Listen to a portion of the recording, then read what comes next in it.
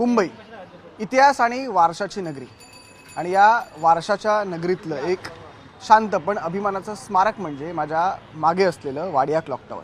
खरं तर 1882 मध्ये उभारलेलं हे क्लॉक टॉवर फक्त वेळ दाखवत नाही तर कुठेतरी मुंबईच्या समाजसेवेची आणि पारशी परंपरेची साक्ष देत उभा आहे. पण काळाच्या ओघात झालं असं की या क्लॉक टॉवरवरचं जे घड्याळ होतं त्या घड्याळाचे काटे चोरीला गेले, घड्याळ बंद झालं.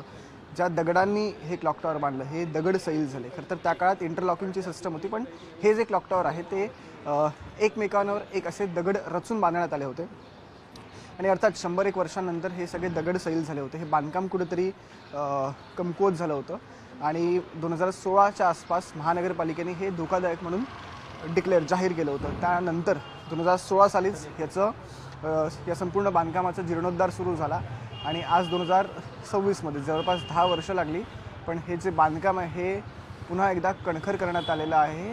आणि 2017 साली युनेस्कोने सुद्धा या साईटला, या ठिकाणाला खरं तर सन्मानित केलेलं आहे. त्याच्यामुळे अर्थात हे जे स्थान आहे हे मुंबईकरांसाठी, मुंबईसाठी आणि मुंबईच्या इतिहासासाठी खूप जास्त महत्त्वाचं आहे. कुठेतरी आज जीर्णोद्धार झालेला आहे या वास्तूचा आणि अर्थात इथे येणारे पर्यटक हे यानंतर देखील खूप जास्त प्रमाणात असतील. त्याच्यामुळे एकच महत्त्वाची गोष्ट येते की जुनाच दगड आहे, जुनंच घड्याळ आहे, फक्त या वास्तूचा आता श्वास नवीन आहे. व्हिडिओ जर्नलिस्ट हर्षदसह मी संकेत वरक, न्यूज 18 मराठी, मुंबई.